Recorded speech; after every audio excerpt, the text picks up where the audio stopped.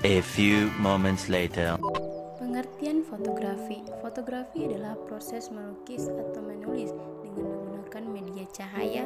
Sebagai istilah umum, fotografi berarti proses atau metode untuk menghasilkan gambar atau foto dari suatu objek dengan merekam pantulan cahaya yang mengenai objek tersebut pada media yang peka cahaya. Tujuan fotografi. Pada dasarnya, tujuan dan hakikat fotografi adalah komunikasi.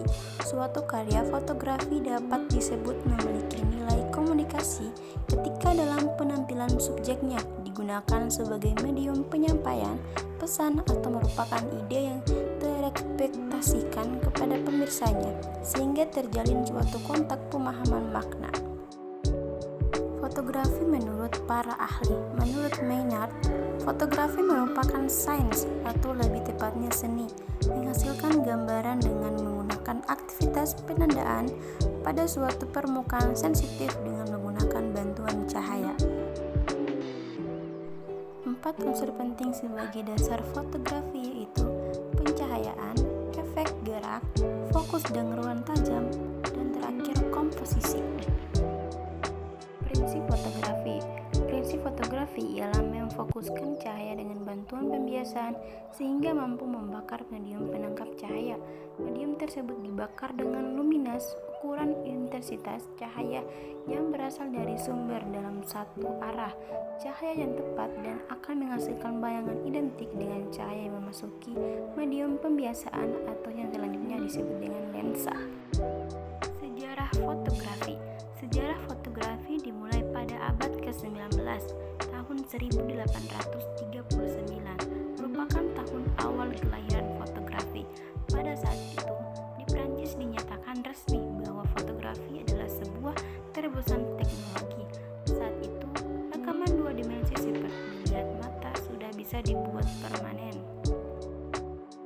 Selanjutnya ialah pengertian segitiga exposure. The exposure triangle atau segitiga exposure merupakan istilah yang merujuk pada 3 elemen dasar pada exposure, yaitu aperture, shutter, speed, dan ISO. Tenang, meski terkesan teknis banget tapi ini sangat mudah dipahami. Pengertian dan tujuan segitiga exposure. 1. Aperture. Aperture dapat digunakan untuk mengatur kedalaman bidang pada gambar. 2. Shutter speed.